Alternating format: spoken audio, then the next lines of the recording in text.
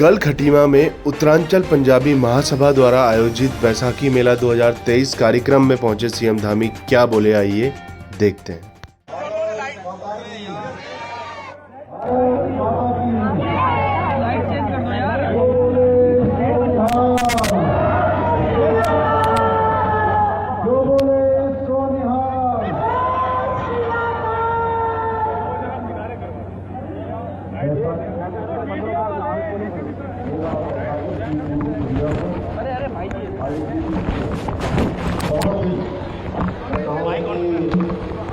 भव्य और शानदार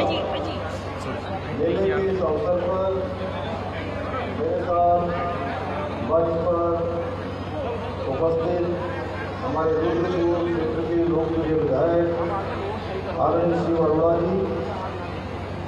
भारतीय जनता पार्टी के जिलाध्यक्ष भाई कमल मित्तल जी,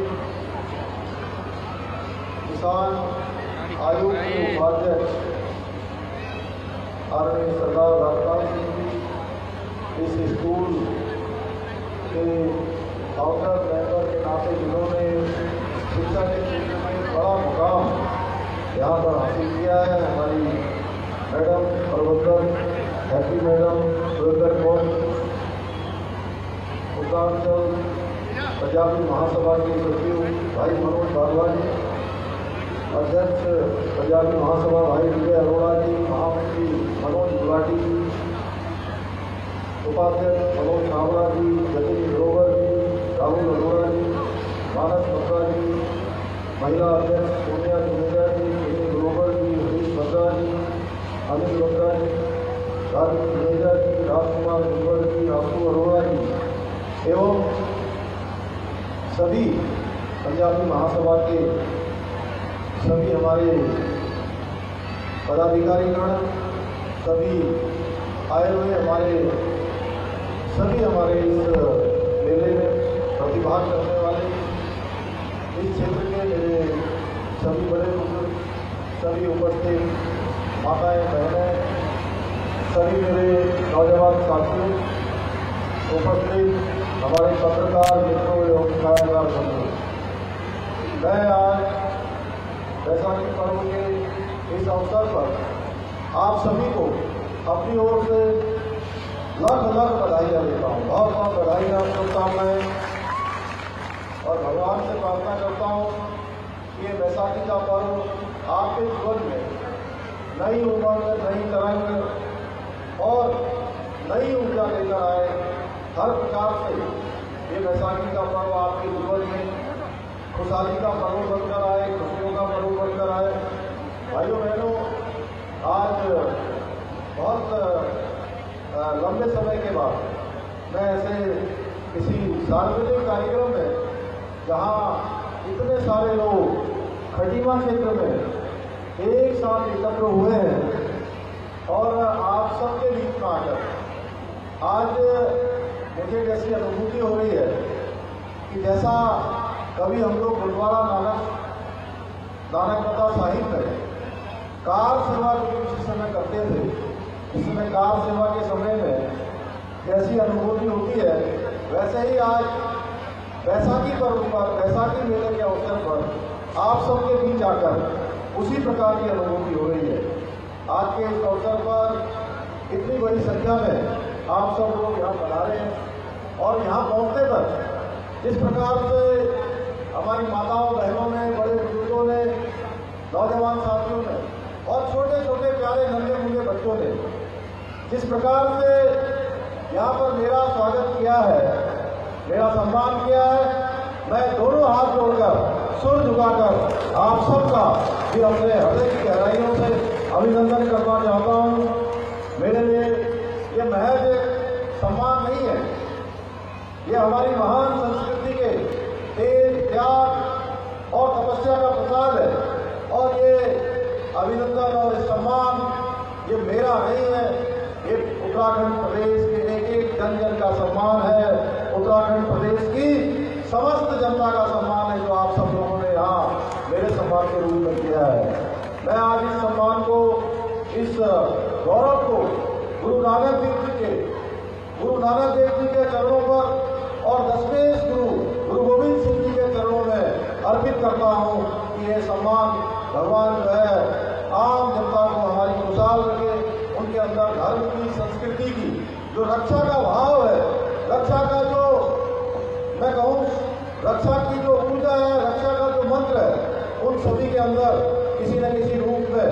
समाहित करे। आज मैं इस मंच से गुरु साहब को के चरणों में नमन करते हुए उनसे नम्रतापूर्वक बहुत विनम्र होकर प्रार्थना करना चाहता हूं कि मेरे भीतर का सेवा भाव इस सम्मान से और इस बैसाखी के पर्व से दिनों दिन बढ़ता रहे। उनका ऐसा आशीर्वाद मुझ पर तथा मेरे प्रदेश की 1.25 करोड़ जनता पर हमेशा हमेशा बना रहे। गुरु महाराज इस प्रकार की शक्ति प्रदान करे कि जिससे हम लोग जो धर्म की रक्षा के लिए हमेशा शक्तिशाली बनकर और शक्ति का स्वरूप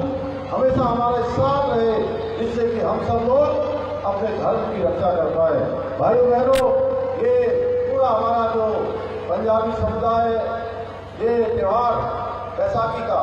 उनके जीवन में विशेष महत्व रखता है, क्योंकि इस दिन दसवें गुरु गोविंद सिंह जी ने खालसा पंथ की स्थापना की थी। और भाइयों बहनों, यह खुशियों का पर्व है जहाँ एक और समाज के सभी लोगों में प्रेम भाईचारे की भावना को मजबूत करता है, वहीं दूसरी ओर देश की तरक्की में अपना योगदान देने का संकल्प लेने की भी प्रेरणा देता है। क्योंकि यह दिन एक महान दिन है और खटीमा क्षेत्र में आज इतनी बड़ी संख्या में आप सब लोगों ने पहली बार बैसाखी पर्व का आयोजन किया है। मैं निश्चित रूप से आप सबको बधाई देना चाहता हूँ, आप सबको शुभकामनाएं देता हूँ, क्योंकि ये खटीमा की धरती हमारी जो है एक तरह से मैं कहूँ कि सांप्रदायिक सौहार्द की धरती, आपस में भाईचारे की धरती और एक मैं कहूँ कि गुलदस्ता, सभी कौमों का गुलदस्ता अगर किसी क्षेत्र में विराजमान रहता है, किसी क्षेत्र में देखने को मिलता है। और हर पर्व, चाहे वो आज बैसाखी का पर्व हो, चाहे वो लोहड़ी का पर्व हो, चाहे वो उत्तरायणी का पर्व हो, चाहे वो मकर संक्रांति का पर्व हो, होली हो, दिवाली हो, या यहाँ पर मनाए जाने वाली अनेकों प्रकार की होली हो, अनेकों प्रकार के जो हमारे काली पूजा, दुर्गा पूजा, बंगाली समुदाय के बीच में मनाए जाने वाले पर्व, सारे पर्व जिस प्रकार से यहाँ पर मिलकर मनाए जाते हैं, निश्चित रूप से ये हमारे इस पूरे क्षेत्र को कहीं न कहीं भाईचारा, एकता, आपस में प्रेम का संदेश देते हैं। यह पर्व आज सामाजिक आर्थिक व्यवस्था में खेती किसानी की भी महत्वपूर्ण भूमिका की याद दिलाता है। हमारे इस मेले के आयोजन से जुड़े हुए मैं उस प्रत्येक व्यक्ति को बधाई देना चाहता हूँ जिसने कड़ी मेहनत से इस मेले के आयोजन को सफल बनाने में अपना योगदान दिया है। भाइयों बहनों, इस प्रकार के मेले हमारी लोक संस्कृति और जो लोक परंपराएं हैं उनको जीवन करने का काम करते हैं, उन परंपराओं को आगे बढ़ाने का काम करते हैं। मेले हमारी जहाँ सांस्कृतिक विरासत के महत्वपूर्ण अंग है, ये हमारे जीवन में इंद्रधनुषीय रंग लाते हैं और सबको कहीं न कहीं किसी न किसी रूप में खुशियां प्रदान करते हैं। मैं आज इस मेले में जब पहुंचा तो जिस प्रकार से मैं देख रहा था कि हमारे छोटे छोटे बच्चे रास्ते में खड़े थे और काफी उनके अंदर जिज्ञासा थी, जिस प्रकार का उनका भाव था, मेले में जिस प्रकार से आए थे, मुझे भी अपना बचपन आज उनको देखकर अपना बचपन मुझे भी स्मरण हो गया। मुझे स्मरण हुआ कि जब मैं भी छोटा था तो मेले में जाने के लिए हमेशा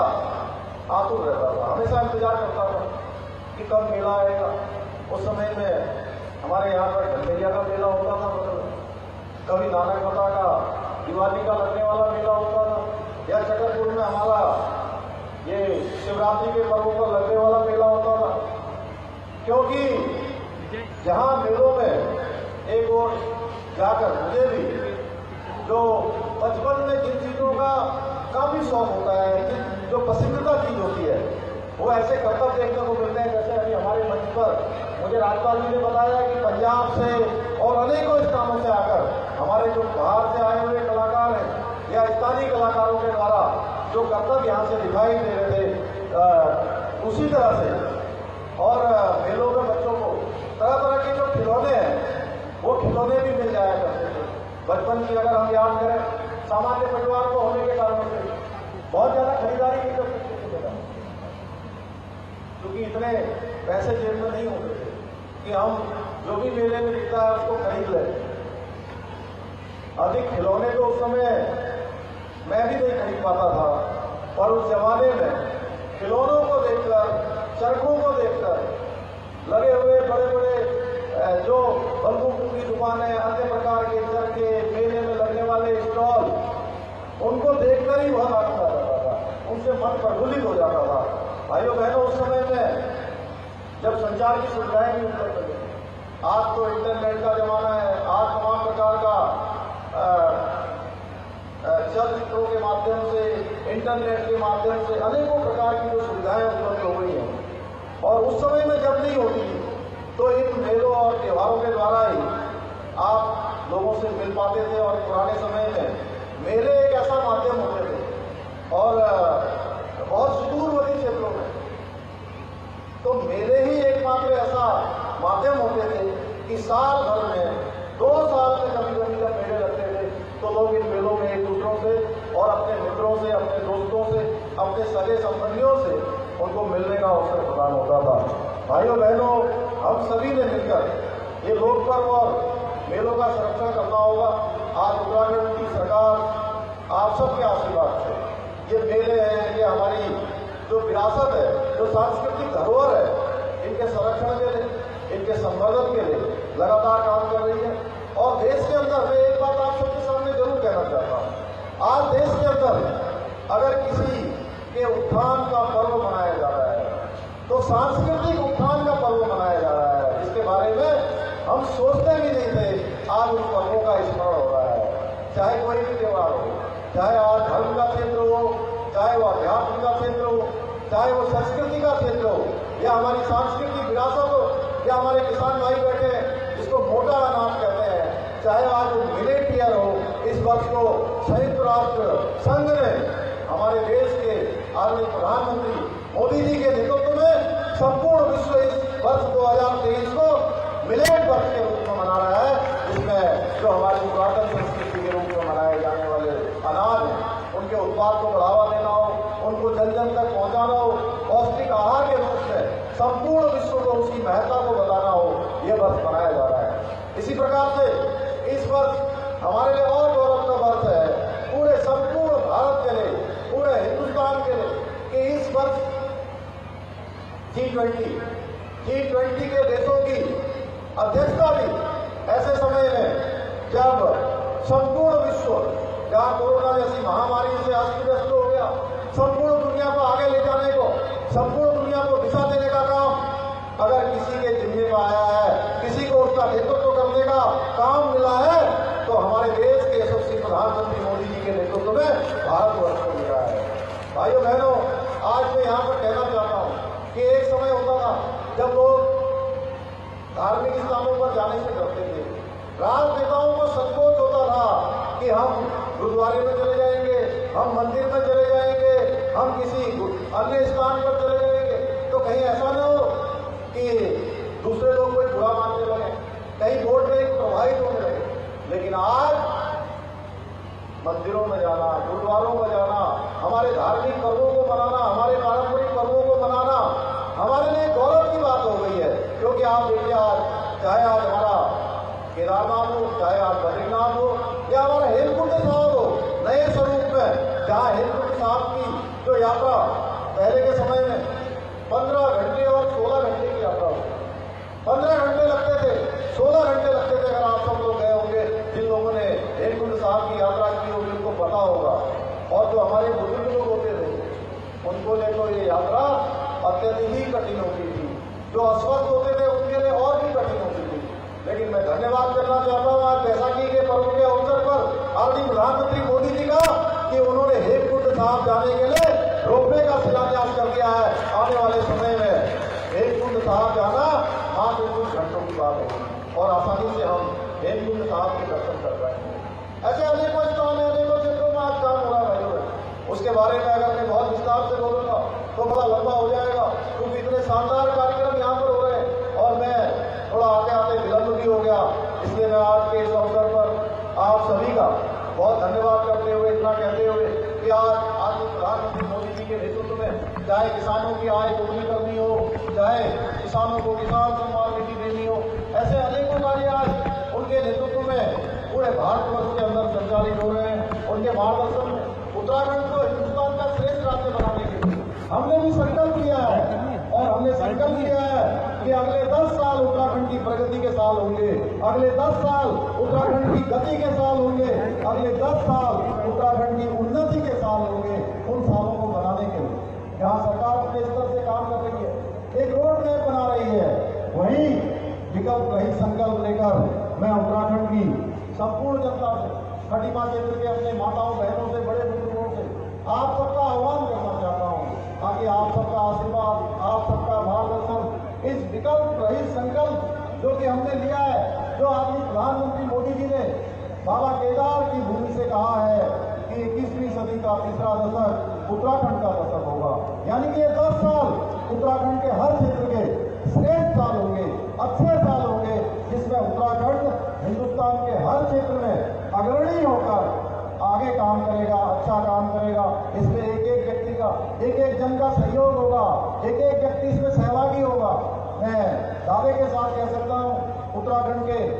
नौजवान, उत्तराखंड के किसान, उत्तराखंड के बड़े बुजुर्ग, उत्तराखंड की माताएं बहनें अगर इस संकल्प को लेकर आगे बढ़ेंगे तो कोई दिन ऐसा आएगा कि उत्तराखंड हिंदुस्तान में चमकेगा। उत्तराखंड की हर राज्य में एक मॉडल के रूप में गिनती होगी, हर कोई उत्तराखंड के मॉडल को अपनाएगा और हम भारत के श्रेष्ठ राज्यों में शामिल होंगे। आज के इस अवसर पर पुनः आप सबको अपनी ओर से बहुत बधाई देते हुए, बहुत शुभकामनाएं देते हुए कि ये बैसाखी पर्व जो कि हमारे दशमेश गुरु गोविंद सिंह जी के द्वारा खालसा पंथ की स्थापना का एक और मानवता का नया पैगाम लेकर यह दिन आया था, इस दिन की मैं आप सबको बहुत शुभकामनाएं देता हूँ, बहुत बधाई देता हूँ और आप सबका और विशेष करके हमारी पंजाबी महासभा का, जिन्होंने आज मुझे आप सबके बीच में आने का अवसर प्रदान किया, मुझे यहाँ पर बुलाया, मेरा सम्मान किया और आप सबके बीच में 2 शब्द रखने का भी अवसर प्रदान किया। मैं इनका धन्यवाद करते हुए अपनी वाणी को विराम देता हूँ। बहुत बहुत धन्यवाद। जय हिंद, जय भारत, जय उत्तराखंड।